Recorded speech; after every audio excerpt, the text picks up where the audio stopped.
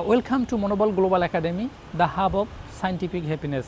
অর্থাৎ চিকিৎসা বিজ্ঞানে দুটো শব্দ আছে যে প্লাসিবো আর নাসিবো। প্লাসিবো নাসিবো হচ্ছে যে রুগীকে যখন কোনো কিছু দেয়া হয়, দেওয়ার আগে যদি তাকে ইতিবাচক কথা বলা হয়, তাহলে ওই যে জিনিসটা আমরা দিতে চাই সেই জিনিসটা না দিলেও তার ইতিবাচকভাবে কাজ করবে।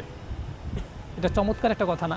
যেমন এরকম পরীক্ষা করে দেখা গেছে যে রুগীকে বলা হয়েছে আপনাকে এই ইঞ্জেকশনটা দেওয়া হচ্ছে, এই স্যালাইনটা দেওয়া হচ্ছে, হ্যাঁ আপনি সুস্থ হবেন। খুব সুন্দর করে গুছিয়ে বলছেন। হ্যাঁ, রুগীকে পুশ করা হয়েছে ইঞ্জেকশন, কিন্তু এটা ইঞ্জেকশন ছিল না, মেডিসিন ছিল না, জাস্ট ডিস্টিল ওয়াটার ছিল। কি রুগী সুস্থ হয়ে গেছে, কারণ ডাক্তার যখন রুগীকে পুশ করছে, এটা মেডিসিনটা দিয়েছে, বলছে যে আপনাকে এই স্যালাইনটা দেওয়া হলো, তখন সে আর ভাবে নাই যে দিল কি দিল না, সে বিশ্বাস করে ফেলছে যে হ্যাঁ আমাকে দিয়েছে। Placebo effect. আর আরেকটা রুগীকে নাসিবো এফেক্ট, আরেকটা রুগীকে একটা মেডিসিন দেয়া হয়েছে, কিন্তু তাকে বলা হয়েছে দেখেন এই মেডিসিনটা পাওয়া যাচ্ছে না, একটা কম দামি একটা মেডিসিন দিলাম, আপনি এটা দিলে আপনি হয়তো সুস্থ হবেন একটু দেরিতে। কিন্তু রুগীকে কিন্তু মেডিসিনটা দেওয়া হয়েছে, তবুও কিন্তু বলা হয়েছে জাস্ট মেডিসিন দেওয়া হয় নাই, অন্য মেডিসিন দিয়েছি।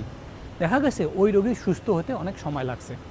তা আমাদের দৈনন্দিন যেটা চিকিৎসা বিজ্ঞানে এটা গবেষণা করে দেখছে, তা আমাদের জীবনের ক্ষেত্রে কি হয়, আমাদের সন্তানকে পারবি না, হবে না বা সম্ভব না, এই নেতিবাচক কথা বলি, আমাদের মস্তিষ্কে তখন নেতিবাচক হরমোনের প্রডিউস হয় এবং কাজটা না করার জন্য সকল ধরনের মেকানিজম, অলসতা, হীনমন্যতা, পরিবেশ ভালো না, আজকে ঘুম থেকে উঠতে দেরি, এইরকম হাজারো পারিপার্শ্বিক বাধা আমরা নিজেরাই তৈরি করে ফেলি।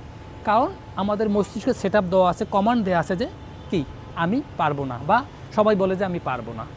তো আসলেই প্লাসিবো এবং নাসিবো ইফেক্ট মেডিকেল সায়েন্সের কিন্তু আমাদের বাস্তব জীবনের সাথেও বেশি কানেক্টেড। সবাই ভালো থাকবেন, থ্যাংক ইউ।